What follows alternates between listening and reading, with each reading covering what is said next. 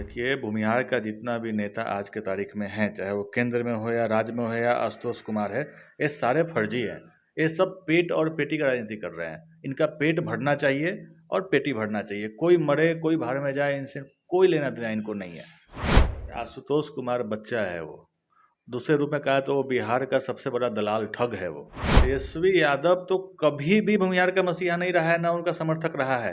अब ये सब देखा जाए तो भूमिहार के हित में नहीं, अहित में आरजेडी काम किया है। गोपी धनखड़ का जो मामला है, मैं बोला ना कि अब आज की राजनीति पेट और पेटी की है इन लोगों का। यहाँ गरीब लोग हैं, गरीब परिवार की बच्ची है, या उनको मालूम है कि दोबारा जाऊँगा तो पेट्रोल का खर्चा भी नहीं निकलेगा, ये लोग घूस तो देगा नहीं।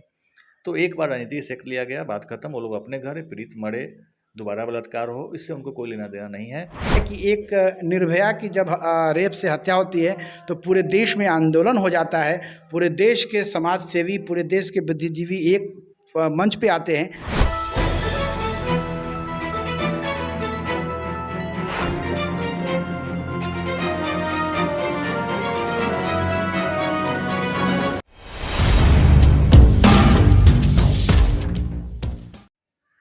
नमस्कार, आप देख रहे हैं नया बिहार न्यूज़। मैं अमित विक्रम। आज हम पारू विधानसभा के पूर्व प्रत्याशी प्रकाश जी से मिले हैं और कुछ इनसे सामाजिक मुद्दों पर चर्चा करेंगे।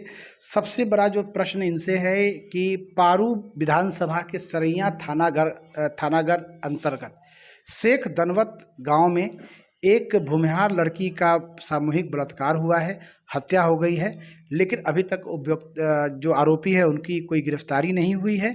पुलिस जो है वो लगातार ढीला काम कर रही है, पक्षपातपूर्ण रवैया अपना रही है। क्या कहना है प्रकाश जी से, हम ये जानेंगे, प्रकाश जी का मंतव्य भी जानेंगे। साथ ही साथ जो राजनीतिक गतिविधि हो रही है, आज पूरे बिहार में परशुराम जयंती समारोह भी मनाया जा रहा है। बड़ी संख्या में लोग पटना में जुट रहे हैं। मुजफ्फरपुर में भी परशुराम जयंती का आयोजन हो रहा है। भूमिहार समाज से हैं प्रकाश जी, तो क्या मायने हैं परशुराम जयंती के, इनसे भी हम चर्चा करेंगे। सबसे पहले प्रकाश जी, आपका नया बिहार न्यूज़ में हार्दिक स्वागत है। नमस्कार प्रकाश जी, प्रश्न तो एक ही है कि गोपी धनवत जो गांव है उसमें एक भूमिहार लड़की की गैंग रेप होकर हत्या हो जाती है और अभी तक करीब 5 दिन 6 दिन हो गए हैं घटना को और अभी तक कोई गिरफ्तारी नहीं हुई है। क्या कहना है इसके बारे में? देखिए, गैंग रेप बिल्कुल मुझे लगता है सुनियोजित प्लान के तहत हुआ है और इसमें किसी भी तरह से इस बात से नहीं नकारा जा सकता कि वो लोग अपराध नहीं किए हैं। इस मुद्दा पे एसपी से भी मेरी बात हुई है, सरैया डीएसपी से भी बात हुई है हमारी। उन लोगों का कहना था कि 7 दिन के अंदर मैं इस पे विधिवत जो गिरफ्तारी होती है वो मैं करूँगा। तो लगभग समय सीमा समाप्त हो चुका है और जहाँ सुनने में आया है 2 लोगों की गिरफ्तारी हो चुकी है और कुल मिलाकर जितने अपराधी है वो 5 के करीब है और पाँचों की गिरफ्तारी नहीं होती है आज से कल तक, तो हम लोग अपने हिसाब से जो कार्रवाई होता है हम लोग करेंगे। और इस बात से भी कोई नकारा नहीं जा सकता कि पुलिस इसमें खाना पूर्ति कर रही है।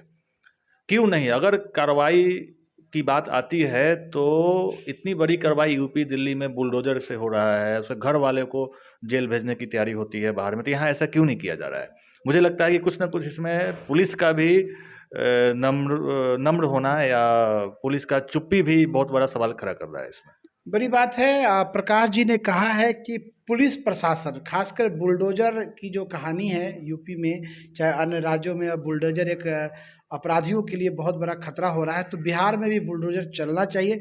खासकर जो रेप पीड़ित हैं, जो रेप का काम करते हैं, जो बलात्कार का काम करते हैं और जनता को प्रताड़ित करते हैं, उन पे तो निश्चित तौर पे बुलडोजर चलना चाहिए। और भी हम इनसे जानेंगे। प्रकाश जी, क्या लग रहा है, एक मामला जो काफ़ी मतलब लोगों के मन में है कि लड़की भूमिहार समाज की है, इसलिए राजनीतिक और जो पुलिस प्रशासन है वो ढीला हो रही है, क्योंकि यहाँ के एसएसपी जो हैं वो काफ़ी मतलब अति पिछड़ा, बैकवर्ड और सवर्ण, इस भावना से ग्रसित है। क्या ऐसा कुछ लगता है क्या? नहीं, मैं इसमें एसपी के बारे में कोई किसी तरह का टिप्पणी नहीं करूँगा। उनका जो वादा था वो देखने लायक है, अभी समय बचा है और गिरफ्तारियाँ भी हुई हैं। लेकिन मैं राजनीतिक नेताओं पे ज़रूर सवाल खड़ा करूँगा, विशेषकर पप्पू यादव, जो बिहार का मसीहा, जिनका इतिहास खुद का किस तरीके का है सभी लोग जानते हैं। वो अपने आप को आज के डेट में बिहार का मसीहा बनने में लगे हुए हैं। क्या उनको नहीं दिख रहा है इतना बड़ा मामला? छोटा सा साइकिल चोरी होता है, वहाँ पहुँच कर वो पैसा बांटने लगते हैं। थोड़ा सा ज़मीनी विवाद होता है, वहाँ 50 लोगों से पहुँचते हैं। क्या उनके लिए भूमिहार की बच्ची रेप पीड़ित जो परिवार है, वो क्या उनके लिए खुशी का माहौल है क्या? जो वहाँ पहुँचने से भी एक उपस्थिति रह जाने में भी उनको दिक्कत आ रही है? ऐसे नहीं, आपने पप्पू यादव जी की बात कही है और पप्पू यादव जी तो है ही हैं। भूमिहार समाज के अन्य नेता जो केंद्र में हैं, कैबिनेट में हैं, वो छोटे-छोटे आयोजन में आते रहते हैं मुज़फ्फरपुर में, लेकिन एक भूमिहार लड़की ये जिसका गैंग रेप हो गया, जहर पिलाकर मार दिया गया, कोई इस परिवार को सांत्वना देने के लिए भी नहीं पहुँचा है। देखिए, भूमिहार का जितना भी नेता आज के तारीख में है, चाहे वो केंद्र में हो या राज्य में हो या आशुतोष कुमार है, ये सारे फर्जी हैं। ये सब पेट और पेटी का राजनीति कर रहे हैं। इनका पेट भरना चाहिए और पेटी भरना चाहिए। कोई मरे कोई भाड़ में जाए, इनसे कोई लेना देना इनको नहीं है। मैं तो इतना ही जानता हूँ। ये सब नौटंकी कर रहे हैं, पूरा नौटंकी, चाहे वो जिला स्तरीय हो या केंद्र स्तरीय हो या राज्य स्तरीय हो। मैं किसी को समाज के हित में काम करते हुए नहीं समझता हूँ। आपने आशुतोष कुमार जी की चर्चा की है। पप्पू यादव, आशुतोष कुमार जी सामाजिक ढोंग भी रखते हैं। अभी आज आशुतोष कुमार जी पटना में परशुराम जयंती का भी समारोह कर रहे हैं। काफ़ी घूम-घूम कर लोगों का आह्वान किया है। क्या मायने हैं इस जयंती समारोह के? आशुतोष कुमार बच्चा है वो। दूसरे रूप में कहा तो वो बिहार का सबसे बड़ा दलाल ठग है वो। ऐसे नेता रोज बिहार में पैदा लेता है, रोज पार्टियां बनती हैं और चुनाव के समय में 5 या 10 हज़ार में टिकट बेचने के लिए ये सब नाम कमाया जा रहा है। कुछ नहीं है। आज पटना में जो उनका भीड़ है, देख लीजिए क्या भीड़ है। उससे ज़्यादा भीड़ तो शादी समारोह में होता है। 2 4 5 हज़ार बिहार एक स्टेट लेवल पे संगठन का भीड़ जुटता है। सोचिए क्या उस पार्टी का वैल्यू है। कहाँ कहाँ रह गया बड़े बड़े मुखौटा आने वाले थे, कोई नहीं उपस्थित हो रहा है। ये सब दलाली का एक फंडा है, प्राइवेट ये लिमिटेड कंपनी। तेजस्वी यादव को भी आशुतोष कुमार ने इनवाइट किया था। तेजस्वी यादव जो अभी आज की डेट में भूमिहारों के मसीहा बने हुए हैं। भूमिहार समाज उनको अपना मसीहा मान रहा है। लग रहा है कि भूमिहार की जो नैया डूब रही है राजनीति में, अब तेजस्वी यादव ही उसको पार करेंगे। तो वो भी तो नहीं पहुँचे हैं अभी तक। तेजस्वी यादव तो कभी भी भूमिहार का मसीहा नहीं रहा है, ना उनका समर्थक रहा है। आशुतोष कुमार के बारे में बात किया जाए तो आशुतोष कुमार को तेजस्वी यादव कब समर्थन किया और कब उसको सहमति दिया है? ये तो अपने मन से बस प्राइवेट लिमिटेड कंपनी को चलाना है तो किसी किसी ब्रांड का नाम ले लेना है। ये सब प्राइवेट लिमिटेड कंपनी है, कुछ नहीं है। आशुतोष कुमार ये सब आएगा जाएगा, रोज पैदा ले रहा है ऐसा ऐसा नेता। आशुतोष कुमार जी की पार्टी से तो आप चुनाव भी लड़े हैं पारू से, फिर इस तरह से मतलब आशुतोष कुमार जी की खिलाफत क्यों? देखिए, चेहरा दिखने से किसी के बारे में कुछ कहना बड़ा मुश्किल होता है। मुझे लगा कि वो एक बिहार के लिए अच्छा काम करने जा रहे हैं, लेकिन जब अंदर तक जानने का मौका मिला, तो एक प्राइवेट लिमिटेड कंपनी है, पार्टी है ही नहीं वो। वन मैन आर्मी है, सिर्फ चंदा कलेक्ट करना है। उनके ऑफिस में रसीदों का ढेर रहता है। 1000 रुपया से लेकर 100 रुपया तक वहाँ चंदा काटा जाता है। यही काम है पूरा दिन। पार्टी और सामाजिक राजनीति कोई मुद्दा ही नहीं है वहाँ पे। वो एक कंपनी चल रहा है, कभी भी बंद हो सकता है। तेजस्वी यादव जी के बारे में हम जानना चाहते हैं। आजकल पूरे भूमिहार समाज में तेजस्वी यादव की बड़ी जोरों शोरों से चर्चा है और ख़ासकर जो नौजवान भूमिहार हैं वो कह रहे हैं कि तेजस्वी यादव ही अब भूमिहारों की नैया पार कराएंगे। क्या लगता है? तेजस्वी यादव का इतिहास आप देख लीजिए। उनके पिताजी से इतिहास देखने को आपको सुनने को ही मिला है, शायद देखे नहीं होंगे। और ये जो एमएलसी का जो हुआ है ना, जिसमें लोग ढोल नगारा बजा रहा है, नगारा की तेजस्वी ने हमको दिया, वो एक लॉलीपॉप है। पैसा खर्च करने का बारी आया तो उन लोगों को सटा लिया गया, उस समाज को। जब वास्तविक में नेता बनने का बारी आएगा, जो कि एमपी का चुनाव हो गया, एमएलए का चुनाव हो गया, उसमें एक कहावत है, बाबा जी का ठुल्लू मिल रहा, वही मिलेगा आरजेडी की तरफ से, और कुछ नहीं मिलने जा रहा है। और जो टिकट इसमें दिया भी गया है, आप देखिए किस तरीके के लोग दिया गया है। क्या किसी सामाजिक व्यक्ति को दिया गया है क्या एमएलसी में टिकट? जो समाज से जुड़ा हो, जो समाज के लिए काम किया है, किसी को नहीं दिया गया है। वो भी डील है, सारा डील है और गेम प्लान है, लॉलीपॉप है। ये सब देखा जाए तो भूमिहार के हित में नहीं, अहित में आरजेडी काम किया है। अभी आपके मुजफ्फरपुर में ही कई संगठन चल रहे हैं। भूमिहार ब्राह्मण सामाजिक फ्रंट बना हुआ है। बड़े मतलब बिहार लेवल पे ये फ्रंट काम कर रहा है, जिसमें कई मंत्री, पूर्व मंत्री और कई पूर्व विधायक इसमें शामिल हैं। और मतलब उन लोगों के द्वारा गोपी धरवत गांव में जो घटना हुई है, उसको लेकर कोई बहुत बड़ी राजनीतिक पहल नहीं की गई है। सिर्फ एक बार मुलाकात वो लोग किए हैं रेप पीड़ित परिवार से, बाकी बहुत बड़ा राजनीतिक पहल नहीं है। क्या लगता है ये भी सब राजनीति से पीड़ित ही है? देखिए, गोपी धनवर का जो मामला है, मैं बोला ना कि अब आज की राजनीति पेट और पेटी की है इन लोगों का। यहाँ गरीब लोग हैं, गरीब परिवार की बच्ची है, या उनको मालूम है कि दोबारा जाऊंगा तो पेट्रोल का खर्चा भी नहीं निकलेगा, ये लोग घूस तो देगा नहीं। तो एक बार राजनीति सेक लिया गया, बात खत्म, वो लोग अपने घर पीड़ित मरे, दोबारा बलात्कार हो, इससे उनको कोई लेना देना नहीं है। ये सब बस कुछ फ्रंट है जो लोकसभा के चुनाव तक का है, लोकसभा के टिकट के लालच में है। कुछ फ्रंट पार्टी है जो नया नया बन रहा है, उनको रसीद कटवाना है, इससे ज़्यादा समाज हित में किसी को काम नहीं करना है।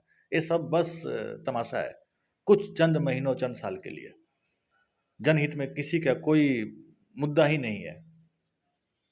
प्रकाश कुमार जी की राजनीति कहाँ है? आप काफ़ी जोर शोर से पारू विधानसभा का चुनाव लड़े, फिर अचानक मतलब काफ़ी दूरी देखने को मिल रही है, सामाजिक चर्चा बहुत कम है। क्या मतलब किन कारणों से अचानक इतनी सुस्ती हो गई? देखिए, ना तो मुझे रसीद कटवाना है, ना ही मुझे दलाली खाना है, ना ही मुझे पेट और पेटी की राजनीति करना है। जहाँ ज़रूरत है, जो ज़रूरतमंद है उन तक मैं पहुँचता हूँ, और पहुँचने के पहले मुझे कोई शौक़ नहीं है मैं अपने मीडिया वालों को खड़ा करके फेसबुक लाइव करवा दूँ, प्रकाश कुमार जी पहुँच रहे हैं, मुझे इसका शौक़ नहीं है। एडवर्टीजमेंट मुझे नहीं करना है, क्योंकि मुझे प्राइवेट लिमिटेड कंपनी नहीं चलाना है। मुझे समाज हित करना है, जो कि अंधेरा में भी हो सकता है, खिड़की बंद गाड़ी से भी हो सकता है और चुपके से भी हो सकता है। एडवर्टीजमेंट का ज़रूरत मुझे नहीं है, प्राइवेट लिमिटेड कंपनी मुझे नहीं चलाना है। जो लोग चला रहे हैं वो चलाएँ, उनको दलाली कमाना है, मुझे दलाली नहीं कमाना है। गोपी धनवत घटना के बारे में आपकी क्या राय है और आपकी राजनीति कहाँ है? क्योंकि आपके क्षेत्र की घटना है, आप उस क्षेत्र से उम्मीदवार भी रहे हैं और आपके समाज की घटना है, तो आपके द्वारा क्या पहल की जा रही है? गोपी धनमत में जो प्रशासन का जो अल्टीमेटम टाइम था, उस समय तक वेट किया जा रहा है। अगर प्रशासन अपना काम नहीं करेगी, तो हम समाज के साथ, मैं समाज को भी कहूँगा आप तैयार रहें। खुद से हम लोग दंड के लिए चाहे बुलडोज़र चलाना पड़े, चाहे उसके ऊपर का भी कार्रवाई करना पड़े, हम खुद सक्षम हैं, हम समाज के साथ कर सकते हैं। प्रशासन का ज़रूरत उसके बाद हमें नहीं होगा। जो अल्टीमेटम समय है वो कल तक का है। कल तक नहीं होता है तो परसों से हम लोग गोपी धनवर के लिए कूच करेंगे, और खुद हम लोग बुलडोज़र चलाने से लेकर तमाम जो भी पनिशमेंट होता है, सज़ा होता है, हम लोग खुद देने के लिए तैयार हैं, अगर प्रशासन नकारात्मक काम करती है और प्रशासन अगर फेल होती है तो। प्रकाश जी, एक प्रश्न जो है वो है कि प्रकाश जी की राजनीति अभी तक क्या हो रहा है राजनीति में? काफ़ी मतलब आपसे मैंने प्रश्न पहले भी पूछा है। आगे की क्या रणनीति है? राजनीतिक रूप से आप कहाँ जा रहे हैं? किस फ्रंट को जॉइन कर रहे हैं? किस दल को जॉइन कर रहे हैं या अकेले ही चुनाव लड़ रहे हैं? ये मीडिया में सार्वजनिक अभी नहीं कर सकता हूँ मैं, लेकिन जुलाई अगस्त तक ये सब कुछ सार्वजनिक किया जाएगा, और तैयारी जारी है। 2 साल तो लॉकडाउन वगैरह ही निकला, बहुत कुछ बयानबाजी नहीं करूँगा, और मैं पहले भी कह चुका एडवर्टीजमेंट मुझे नहीं करना है। जो वास्तविकता होगा वो जनता को दिखेगी, और शायद 2-3 महीने में इसका सब कुछ खुलासा मैं करूँगा। जुलाई में एक नया निर्णय लिया जाएगा, हाँ, मतलब एक जुलाई, नए बिल्कुल जुलाई अगस्त में। पारू विधानसभा के बारे में जानना चाहते हैं। आप बहुत जोर से चुनाव लड़े और फिर से अशोक सिंह को ही ये जनता ने मौका मिला विकास के संबंध में, क्योंकि आप पिछले 15 अब तो हम कहते हैं 16 वर्ष हो गए, और ये 16 वर्ष से लगातार अशोक जी ही विधायक हैं क्षेत्र के। क्या लगता है कि पारू को कितना फायदा कितना नुकसान हो रहा है? अशोक सिंह को वोट नहीं मिलता है, वोट मिलता है कमल छाप को, भारतीय जनता पार्टी को। अशोक जी के बारे में चुनाव के पहले से कह रहा हूँ कि और वो वार्ड का चुनाव जीत जाए तो मैं संन्यास ले लूँगा राजनीति से। कमल के छाप पे उनको वोट मिल रहा है, और अशोक सिंह जीत रहे हैं। वो विधायक नहीं है, वो एक मूर्ति है, सिर्फ अपना खजाना भरना है। समाज सेवा अगर होता, उनको अगर कानून पर नियंत्रण होता, तो आज इस लड़की का बलात्कार, इस बेटी के बलात्कार के बावजूद भी इस तरह से वो सोए नहीं होते। कुछ नहीं है, पारू बस भगवान भरोसे है, राम भरोसे है, कुछ नहीं है। नाम का विधायक, नाम का प्रशासन। नहीं, आपने कहा कि उनको कमल छाप पे वोट मिल रहा है, तो कमल छाप के तो मंत्री कई क्षेत्रों में बहुत काम कर रहे हैं। इवन शाहनवाज हुसैन जो उद्योग मंत्री हैं, वो देखिए आपको बरूराज विधानसभा में फैक्ट्री लगवा रहे हैं, लेकिन पारू में तो एक सुई का कारखाना भी नहीं लग रहा है। बस पारू एक अशोक जी के नाम पे पारू टल रहा है। जब तक अशोक जी हैं तब तक बस बीजेपी है, और मुझे नहीं लगता है कि अशोक जी को दोबारा मौका मिलने भी जा रहा है। एक नसीब के धनी हैं, उनको टिकट मिल गया, जीत गए, और मजबूरी बस जीत गए। कुछ टेक्निकल चीज़ें हैं, आप भी समझ रहे हैं। अशोक जी को वोट नहीं मिल रहा है, वोट बीजेपी को मिल रहा है। अशोक जी क्या है? कुछ नहीं है। चुमाउन के अलावा कुछ है क्या उनको? चुमाउन के अलावा काम क्या है पारू में?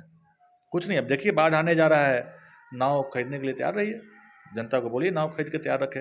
आपने बाढ़ की चर्चा की है। वाया नदी पर जब आप ये चुनाव कैंपेनिंग में थे तो आपने कहा था कि वाया नदी पे अगर मुझे मौका मिलेगा तो बांध का निर्माण करके मैं पानी का जो बहाव है उसको जो फैल जाता है खेतों में, बाढ़ की समस्या आ जाती है, उसको मैं रोकने का काम करूंगा। तो आखिरकार पहल कहाँ मतलब नहीं हो रही है? इस बात को सरकार तक तो पहुंचाना ही पड़ेगा। मुझे बिल्कुल विधायक यहाँ के जो हैं अशोक जी, एनओसी मुझे दें, मीडिया के सामने बोले कि मैं नहीं कर सकता हूँ, तो मैं अभी भी चैलेंज देता हूँ कि मैं अभी बाढ़ का अभी 2 महीना बचा, 1 महीना मोटा मोटी बचा है ना, 1 महीना में बाढ़ का निर्माण करा कर दूंगा मैं। उस बांध का निर्माण 1 महीने में करवा कर दूंगा, चाहे मैं सरकारी फंड सेंट्रल से लाऊं या स्टेट से लाऊं या जिस कोटे से लाऊं। अशोक जी अभी अपना सरेंडर करें, मैं तैयार हूँ देने के लिए।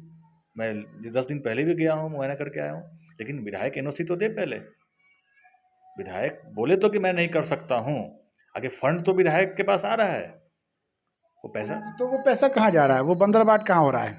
विधायक जी का जो पहला चुनाव था उस समय का उनका आय का जो स्टेटस था वो देख लीजिए, और आज का उनका फाइनेंशियल स्टेटस देख लीजिए, मालूम चल जाएगा कितना 10 साल में कितना खजाना बढ़ा है।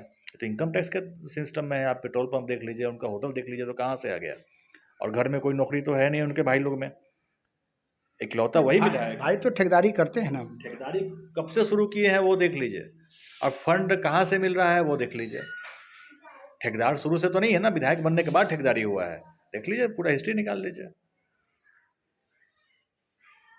राजनीतिक गतिविधियां तो होती रहेंगी। प्रकाश जी ने कहा है कि अगर एसएसपी ने अगर कल तक जो समय दिया है, अगर पुलिस प्रशासन मुजफ्फरपुर के द्वारा गोपी धनवत की में जो रेप की घटना हुई है उसमें अभियुक्तों की गिरफ्तारी नहीं होती है, तो कल तक हम वेट कर रहे हैं। कल के बाद हम अपना निर्णय स्वयं लेंगे, समाज अपना निर्णय स्वयं लेगा।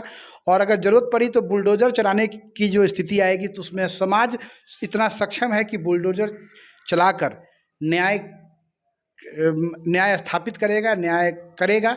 बड़ी बात है, कहीं ना कहीं पुलिस प्रशासन जो है वो लापरवाही रवैया अपनाई हुई है।